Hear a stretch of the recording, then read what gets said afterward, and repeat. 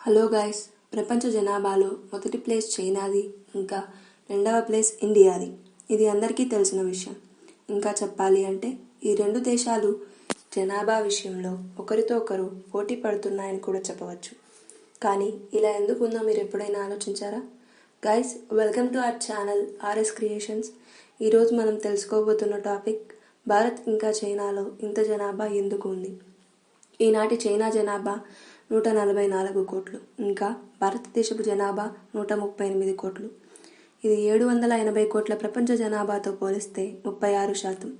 ఈ రెండు దేశాలలోనే ఇంతమంది జనాభా ఎందుకు ఉంది అని మనం చూస్తే 100 సంవత్సరాల క్రితం చైనా ఇంకా భారతదేశపు జనాభా ప్రపంచంతో పోలిస్తే 1920లో ప్రపంచ జనాభాలో 36% పైగా భారత్ ఇంకా చైనాలోనే ఉన్నారు.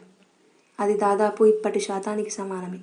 ఇంకా చెప్పాలి అంటే భారత్ ఇంకా చైనాలో పాపులేషన్ గ్రోత్ రేట్ లేదా జనాభా వృద్ధి దాదాపు మిగతా దేశాలతో సమానమే. చెప్పాలి అంటే భారత్ ఇంకా చైనాలో జనాభా ముందు నుంచే ఎక్కువ.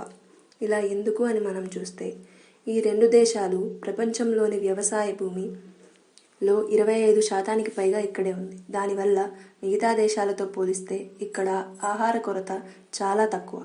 ఇంకా మనం చూస్తే ఎక్కువ పంట పొలాలు ఉండడం, ఇంకా వాటికి సంవత్సరానికి సరిపడా నీళ్లు ఉండటం కూడా ఒక కారణం. దానివల్ల ఎక్కువ జనాభాకు తిండి ఇవ్వచ్చు.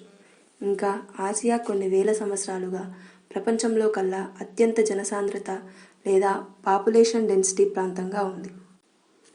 ప్రపంచంలో కల్లా ఎక్కువ పంట పొలాల ద్వారా ఆహారం ఎక్కువ ఉండటం వల్ల ఎక్కువ పాపులేషన్ ఉన్న ఈ దేశాలలో మోడర్న్ పాపులేషన్ గ్రోత్ మొదలయ్యేసరికి ఇండియా ఇంకా చైనా మిగతా దేశాల కన్నా చాలా ముందు ఉండడం కూడా ఒక కారణం.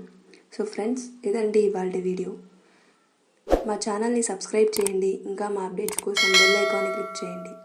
ఈ వీడియో నచ్చినట్లయితే లైక్ చేయండి, షేర్ చేయండి. ఇంకా మీ ఒపీనియన్స్ని కమెంట్ బాక్స్లో తెలియజేయండి. Thanks for watching.